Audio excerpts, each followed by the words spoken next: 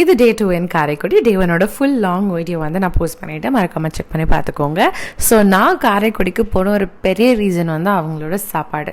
Chettinad food வேறு லெவலாக இருக்கும் அப்படின்னு சொல்லிட்டு வீட்டில் எல்லோரும் என்னை வந்து ரொம்ப வந்து உசுப்பேற்றிட்டாங்க. ஸோ அது சாப்பிட்டே ஆகணும், முழு நேரமும் நான்வெஜ் கொடுத்தா நான் சாப்பிட்ற ஆளுங்க. ஸோ எனக்கு ஒரு ஆப்டான ஊராக இருக்கும் அப்படின்னு சொல்லி தான் ஃபஸ்ட்டு மெயினாக போனது. செகண்ட் வந்து ஃப்ரெண்ட்ஸோடு போகிறது யார் வேணாம் சொல்வா அப்படின்றதுக்காக தான். ஸோ அங்கே போய் ஊரெல்லாம் சுற்றி பார்த்தோம். நிஜமாக சொல்கிறேன், காரைக்குடி உள்ள பள்ளத்தூர் அப்படின்ற ஊர் தான் என்னோடய ஃப்ரெண்டோட ஊர். ஸோ நாங்கள் அங்கே தான் போயிருந்தோம்.